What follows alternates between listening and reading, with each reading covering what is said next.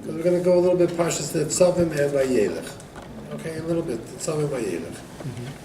It's interesting. I don't have a chumash in front of me, but You want me to read? no, it's okay. The Parshas Nitsavim starts Atem Nitsavim Hayom Kolchem. So Rashi, it's a famous Rashi. Rashi brings down that Moshe had just gone through the Tochacha, the rebuke, 98 curses.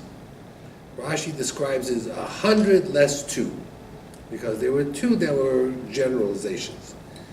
And people got nervous. People got afraid. People said to Moshe, how can we survive? Nobody's perfect. We all make mistakes. If we do Averot, Hashem is going to punish us. Who could stand before such a God? So Moshe says to them, Atem Nitsavim, look, you guys are still here, 40 years in the desert. You got Hashem angry 10 times. You were always rebelling. You did the sin of the spies. You did the sin of the golden calf. And yet you're still here. So obviously you can survive. So the commentaries all ask an obvious question. If the purpose of the Torah was to scare them, and now they're scared, by telling them, don't worry, you'll survive, then you defeat the purpose.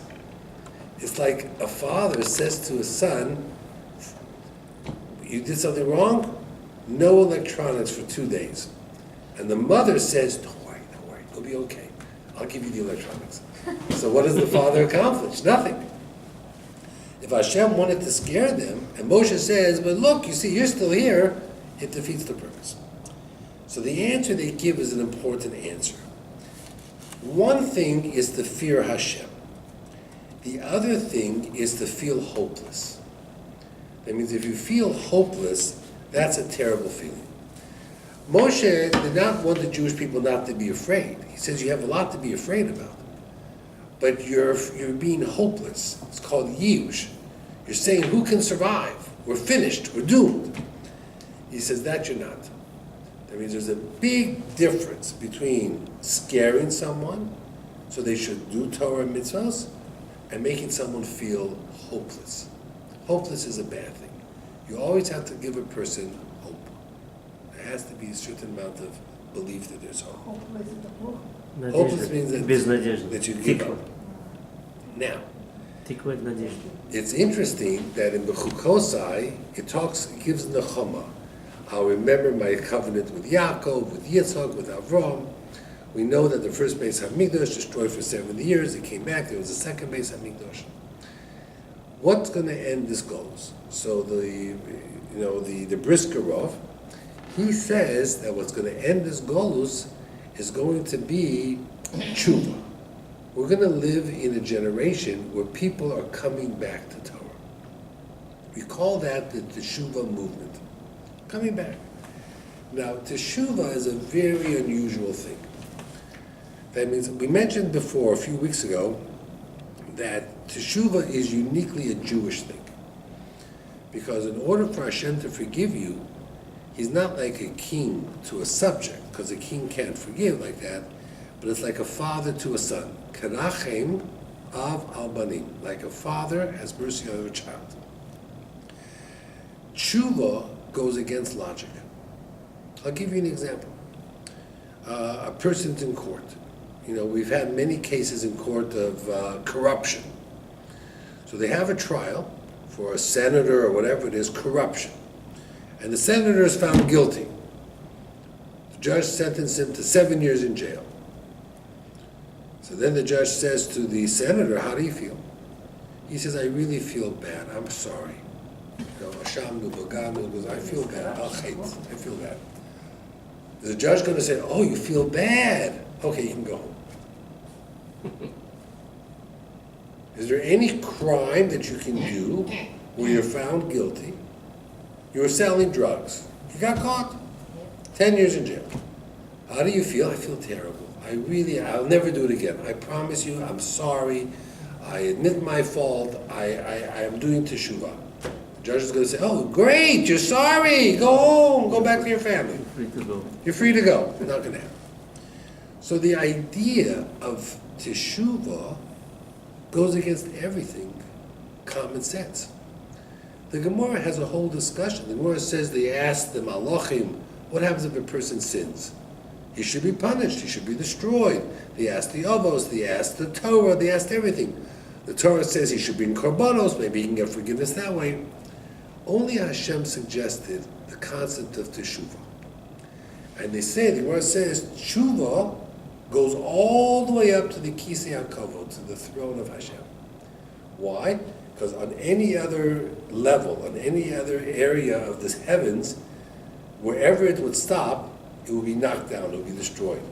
Because it just doesn't make sense. You go through a whole year, you do 100, 1,000 mistakes, you insult Hashem, you disregard, you don't listen to His rules. Hashem says now it's time to give what's called a din v'cheshbon. You have to give an accounting, and you say, I'm sorry, I'll never do it again. And we do it year after year again anyway. And yet Hashem forgives us. It's an unusual thing, this concept of teshuvah, very unusual. Okay. There's a story with the Magen Avraham, very interesting story. The Magen Avraham brings down that there was a fellow who was blowing shofar. How was your shofar blower this year? Good. Some places were better, some places were not so good. You know, a person knows how to blow shofar, but when you stand up in front of hundreds of people, you know, you get nervous. If you get nervous, sometimes your bottom lip begins to quiver. If it begins to shake or quiver, you're not going to be able to blow the shofar. It sounds right. It's not going to work. So we have it all the time. So there was this fellow, he gets up there, the Magen Avraham brings a story that he's trying to blow shofar, it's not going, it's just not working. And everybody's waiting, and he's not blowing. So he took the shofar, not the thin side, but the top side, and he read a pasuk. You know, how pleasant are your ways, Hashem. And then he blew the shofar, and it worked beautifully. Wow. And the Magen Avraham brings down the story. And the Magen Avraham is a halacha sefer. He's not into these EBGB type stories.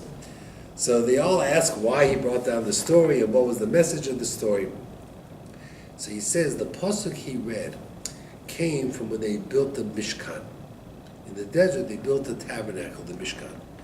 Truth be told, the workers that came out of Egypt, could they build a menorah? Could they fashion the shulchan? They didn't know what they were doing. They went to work, not sure how to do it, and somehow their brains were programmed with the knowledge to do it. When Moshe was told, build it, Moshe said, I don't know how to build it. Well, put it up. I don't know how to put it up. So Hashem said to Moshe, just fake it. Just give instructions. Put that board there, don't worry, it will stand. You know? So when Moshe finally, when the Mishkan was put up, Moshe read this pasuk, Vihi Noam. What it means is that in life, it's not always what you know. It's the effort you put in. Sometimes a person accomplishes much more than they're capable of. But they have what we call siyata d'shmaya, help from Shemayim. They only get that help if they try. If a person admits failure, defeat, before even trying, what is his chances of success? 0. Okay? A person has to try. Sometimes a person has mazel, they try and they're successful. Sometimes a person tries their best, and as much as they try, it's still not enough. So, but people have to try. That's really what the message is. That in life, you have to try. And as long as you try and you put your best forward efforts, you're able to do it. The Alter from Kelm used to say that Rosh Hashanah is a day of judgment. When you go to court and it's a day of judgment, normally you're very scared. And what do? We get dressed up very nicely, we get a chazan, we sing songs, we go home, we have a whole su'uda, we have a meal, we have family. If you looked at a Rosh Hashanah table in a person's home, would you see a family about to stand in court the next day? No. It's a relaxed atmosphere. People are enjoying the family. Families get together. Why? Because we have a certain amount of confidence. We assume that Hashem has our best interests. He's not interested in punishing us. He's not interested in the negative relationship. He's interested in the positive relationship. You can't be a king without servants. We're here ready to serve. We're not perfect. That's okay. But we're willing to try to do our best. So there's a certain attitude. There's a certain attitude of what goes on. In Nitsavim, we talk about the mitzvah of Hakel. Hakel means every 7 years, all the Jewish people gather in Yerushalayim, which is significant. It's a lot of people. And sometimes the Kohen Gadol or the king, they would construct the bima, and he would read the Sefer Torah. Some people say he only read Sefer Devorim. Some people says he read the whole Sefer Torah, which is a lot to read. And which holiday did this take place? Sukkot. We have something like that on R.Rabbi, where people read the Torah or whatever it is. And that was called Hakel. And who went? Men, women, children. So they always ask, why do the children come? So the children come to give reward for those who bring them. So you schlep little children to this event. Why? Because you want to expose children to that environment. You want children to be exposed to a kosher environment. That's why people bring children to shul. It's a little bit sketchy, because if children run around and make noise, so it affects the davening. So you have to use common sense. But sometimes, they'll have a break before shofar blowing, and then the children will come in to see the shofar, then they'll leave. And they offer babysitting, or the women go home. I blew shofar a lot on Rosh Hashanah, because even though I heard shofar in shul, in the yeshiva, when I came home, my daughter didn't go, because she has little children at home. So I blew shofar for some of the women in the house. Then after I had finished blowing 100 times, more people came and said, oh, we also didn't hear shofar. So I blew again. So I 100 times? Yeah, so I blew a lot. Oh my gosh. Right. God bless you. Yes, that would be nice. I ended up blowing a lot, only because, people wanted to hear shofar. Now, it's very interesting. There's a fellow in Kew Gardens who told me a story. He came to buy the visit. He goes every Rosh Hashanah to Jamaica Hospital to blow for people in Jamaica Hospital. If you, in Kew Gardens, Jamaica Hospital is about a 10-minute walk. It's not far, So he goes, and when he gets to the hospital, he asks the receptionist for a printout of all the Jewish patients. Wow. And I guess they have that. They give it, if you're a clergy, a rabbi, or a chaplain, so they give you a printout of the Jewish, and he goes, I asked him, does everybody come down, let's say, to the lunchroom or to a reception area and you blow for everybody? He says, no, I go from room to room to room, and I blow 30 times. I don't blow 100, I blow 30 times. First part, right? The first part. Yeah. So he says that he walked into a room, and there was a guy on the bed. He was in a coma. He was laying back like this. His mouth was open. He was just in a coma. So I said, do you want me to blow for you? Nothing. He's in a coma. So he didn't know what to do. But he listened, huh? Somebody coma. He's in a coma. So he said, he remembered that he once heard that, sometimes the body can hear, sometimes the neshama can hear. Mm-hmm. So he figured he would blow, listen, the guy's in a coma, what can he do? So he blew, tekiah, and all of a sudden the guy said, Shvarim Trua. Wow. This guy, he almost dropped the shofar. So he blew Shvarim Trua, then the guy said tekiah, and he blew tekiah. And then he blew all 30. And the guy, and then the guy said, thank you. Wow. And that was it. And he walked Again? out. He walked out. Again back to coma? He back to coma. The next day, he came back, because the second day, Yom Tov. So I asked him, did you go to that room? He said, of course I went to that room. I wanted to find out more about him, but they wouldn't tell me anything, because HIPAA laws prevent it. He says, the next day I went to that room, the guy was now sitting in the chair waiting for me. Wow. Sitting The in guy the was chair. in a coma? Yeah, sitting in the Still not chair, feeling. waiting for him. Wow. He asked him, would you like to blow shofar? He says, definitely. And he blew shofar for him. Then he said, my wife made some honey cakes. Would you like a honey cake? He said, sure. He took the honey cake, and he said to me, blow very nicely. Thank you for coming. Come again.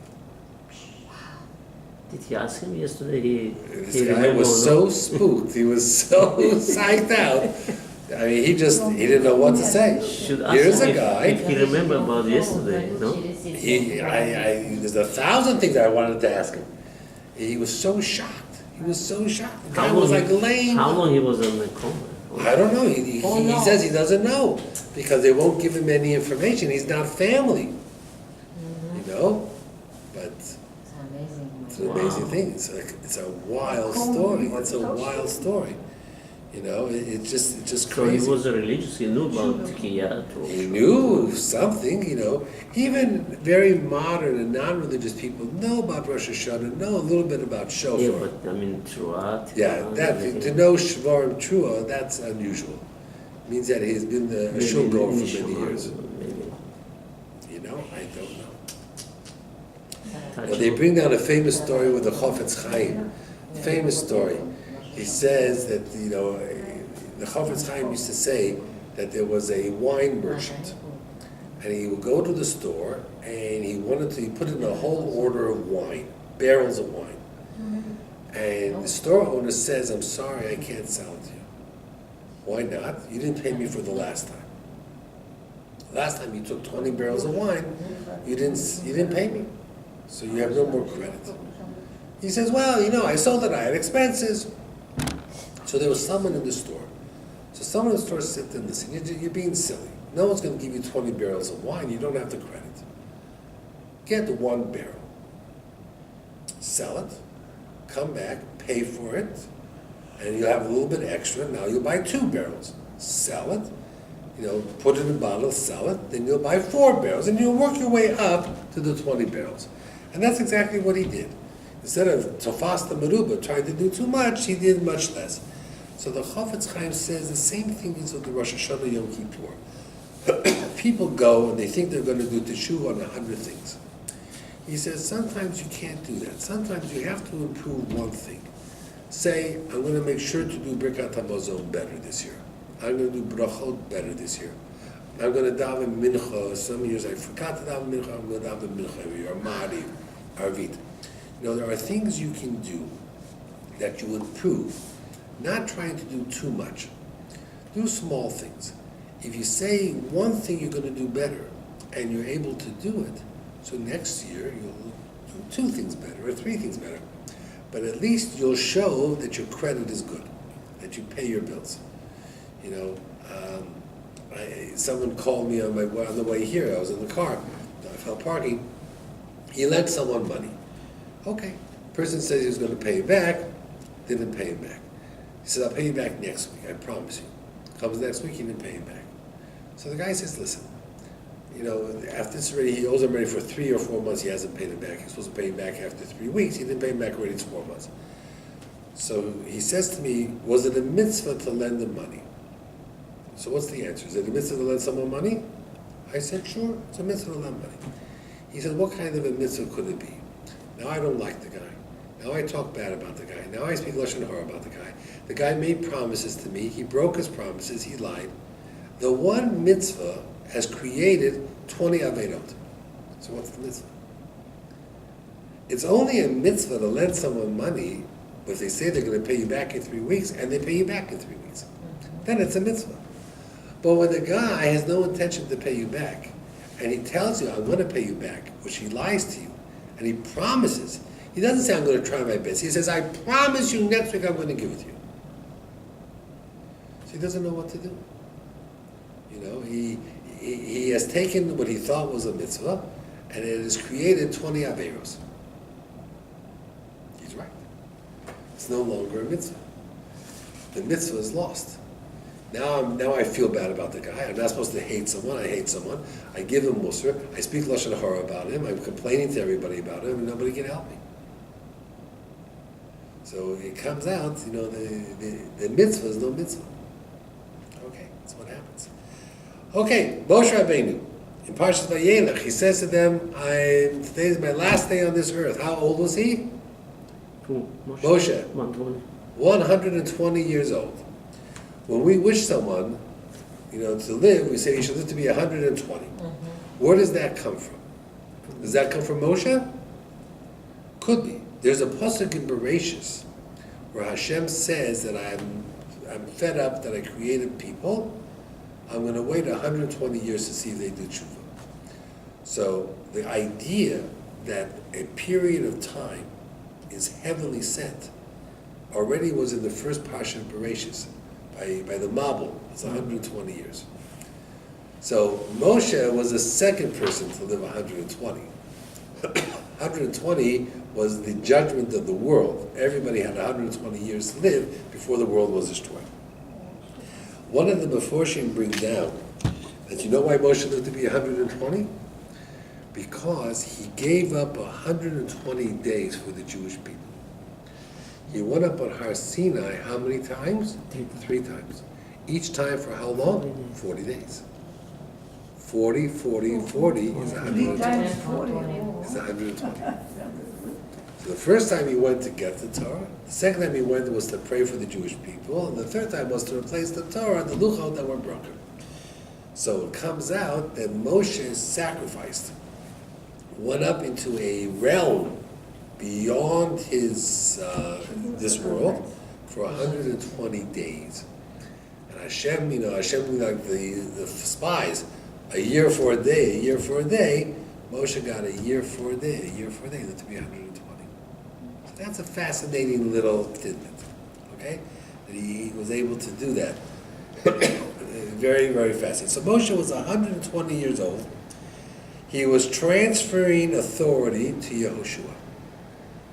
And over he says to Yeshua, Chazak ve'amotz, be strong. Be very, very careful.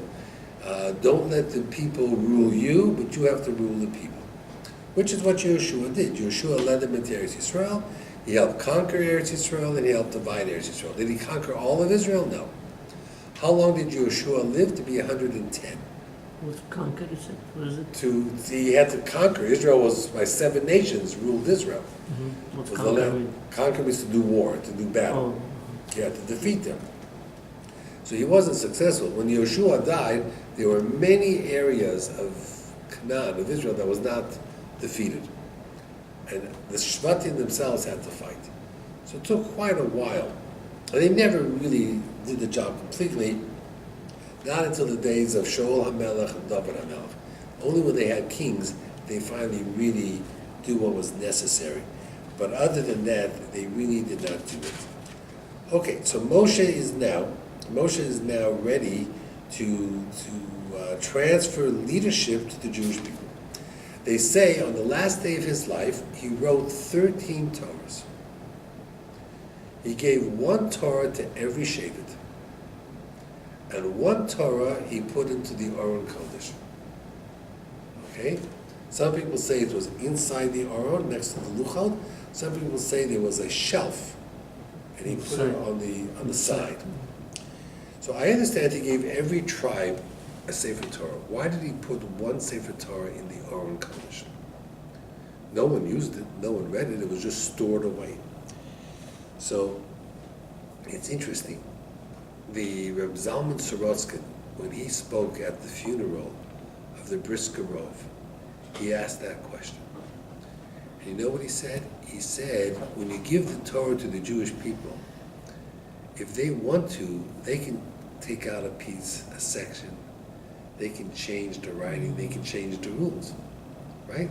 The Torah's over here. If I wanted to, I could go in and remove a whole section, and no one would know it existed. So you have to have 1 Torah locked away, original, that is authentic, that can't be changed, because no one could go into the Kodesh Kedoshim and get to it. So he said that's what Moshe did. Moshe said to everybody, you all have a copy, but there's 1 copy you don't have. It's in the Aron Kodesh. And no one can get in, because if you go in, you didn't walk out. He says, don't try to make any changes, because if you make any changes, it's still an original. So Reb Zalman Sorotskin says that the Brisker Rov, every generation has a Torah scholar who is the original person, who knows so much that, you can't fool him. He said that was the Brisker Rov. The Brisker Rov, or the Chofetz Like Chaim. a measurement they have in you, or something like original, how they call that, I forgot. Like everything, like 1 kilo. Right. Uh, Right, they have like the origins. He Yeah. says that was something that the Brisker Rov was someone that was very unique, very, very special. And he says that, and we'll end earlier tonight. It says in one pasuk, Ki ata tovo, you'll bring these people, and then Ki ata tovi.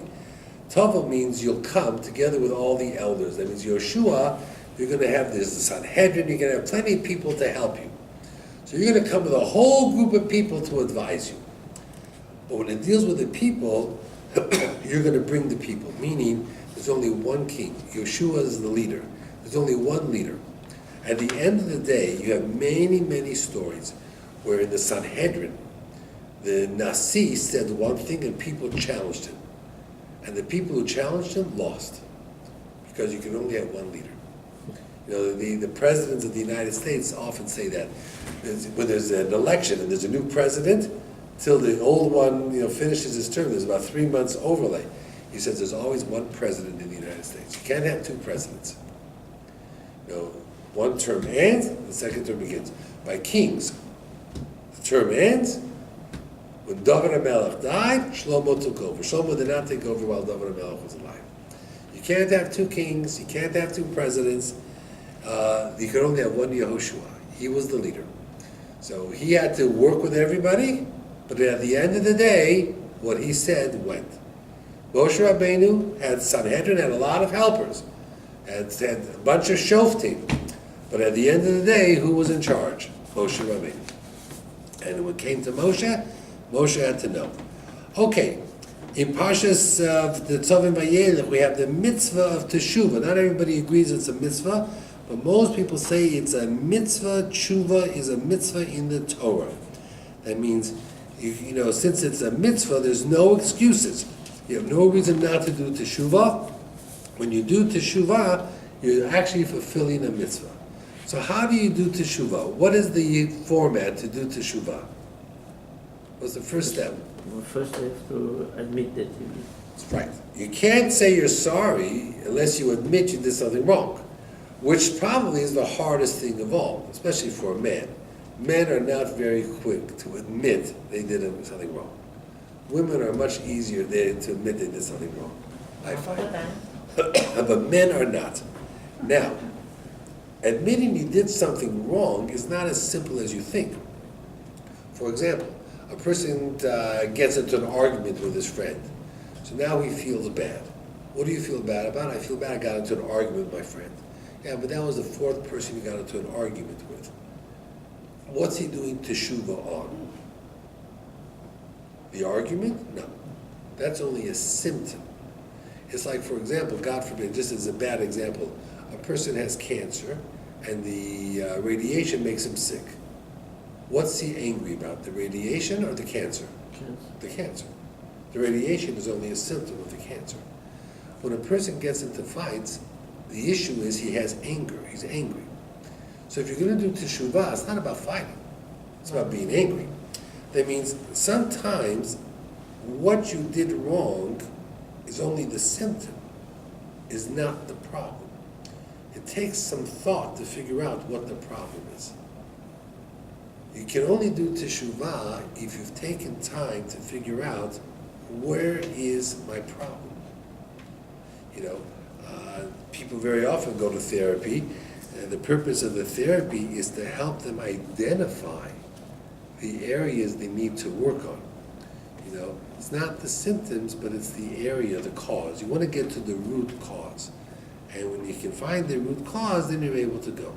So the first thing is admit that something was wrong. And number two is to feel bad about it. To have remorse, to have regret. And then to say you're sorry. And of course, to take steps not to repeat it. That's really the hard thing. And then after all is said and done, you'll never know whether you were successful or not until the situation comes up again and you're successful. That you're able to show. I'll give you an example. They give the story with Moshe Feinstein.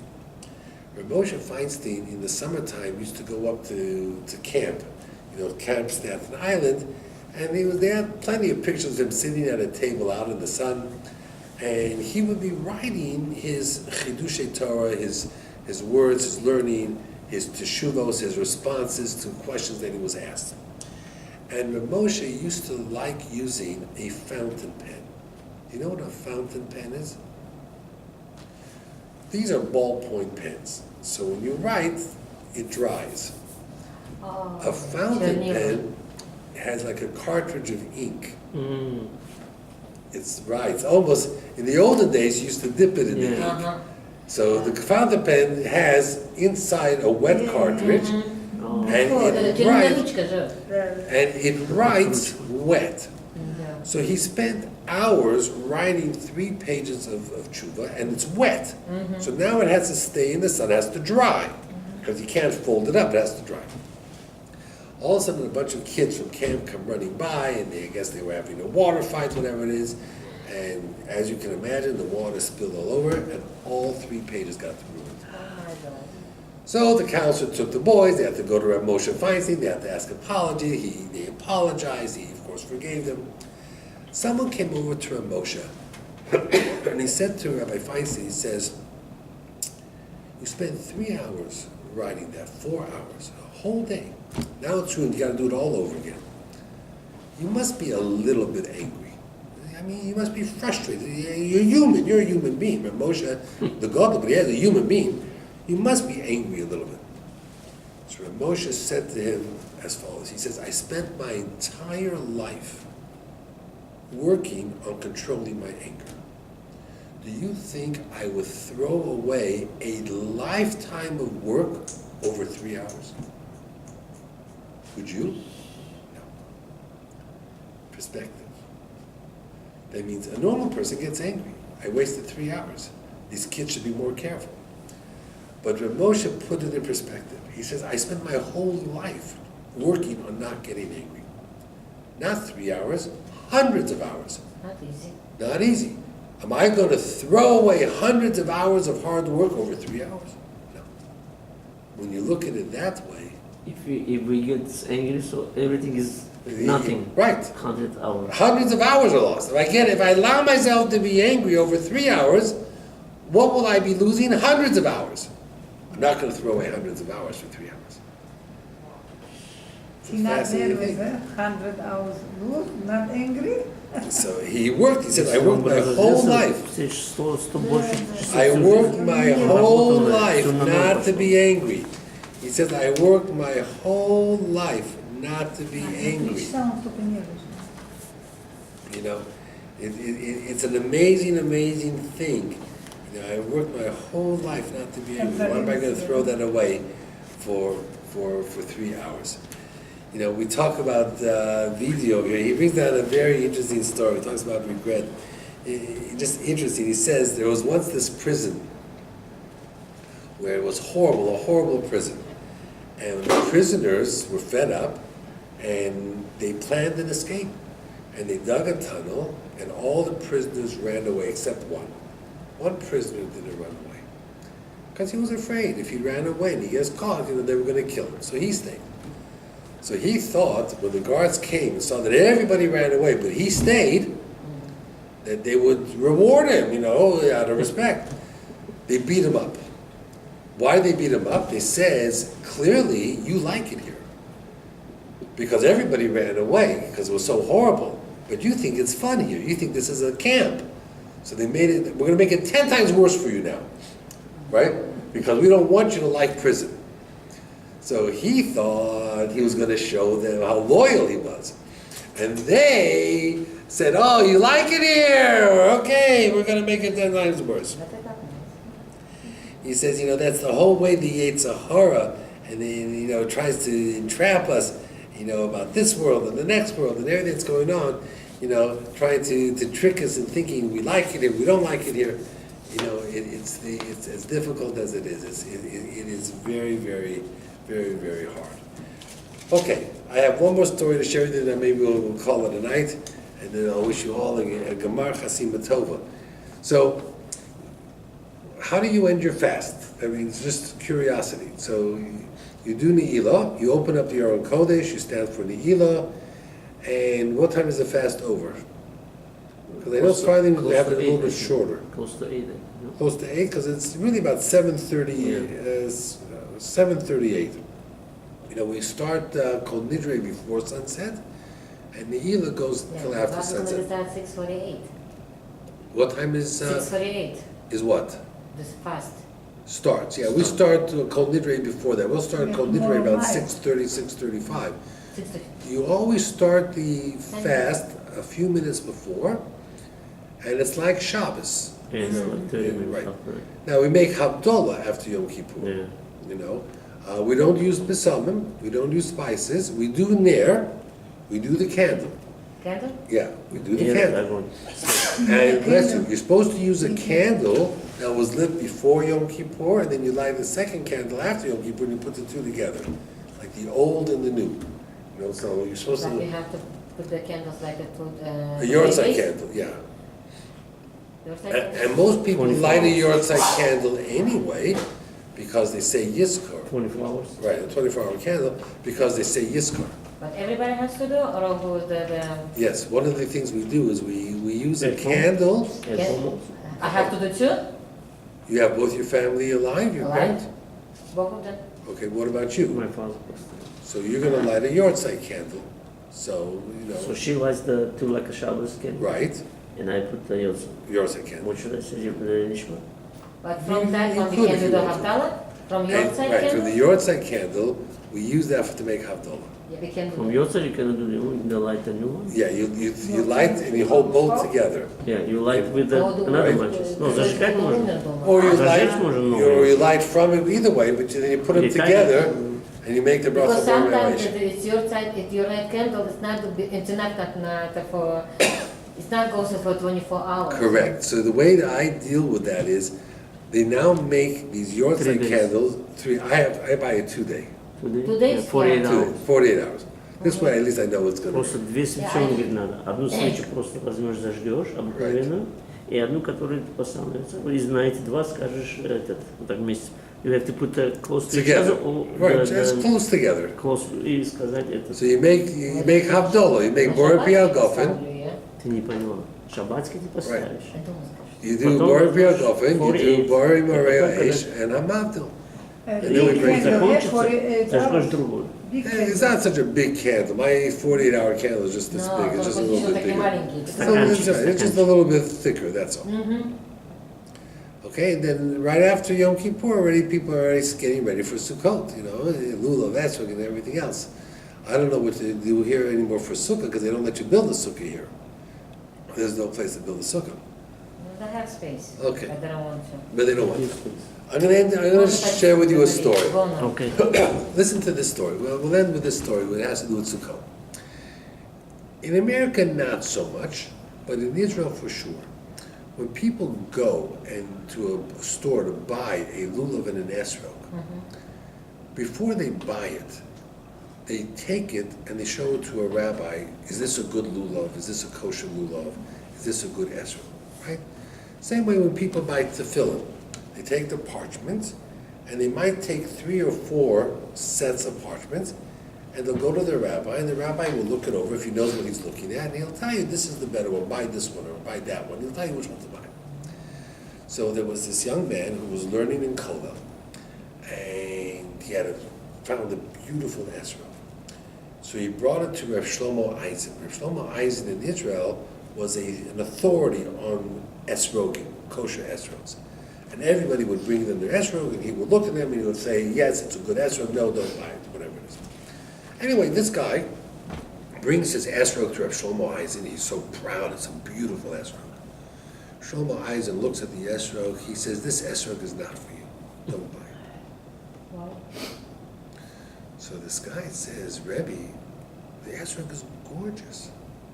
Is something wrong with the esrog? He says, no, the esrog is gorgeous. Not It's kosher? just, it's No. kosher, it's beautiful. It's not for you. It's just not for you. why? He says, why not? He says, what do you do? He says, I learn in Kollel. How much do you make in Kollel? I make nothing. I make almost nothing. He says, this is an expensive esrog. if you buy this esrog, what are you going to give up? You're going to give up food? You're not going to have as nice a Shabbos table? Or you're not going to buy your wife a gift for Yom Tov?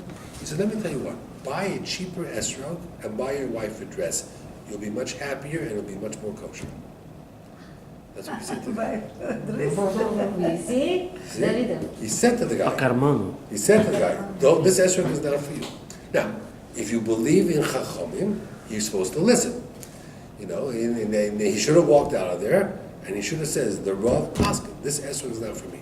That esrog probably costs $200. Let him buy an esrog for $40. It's kosher.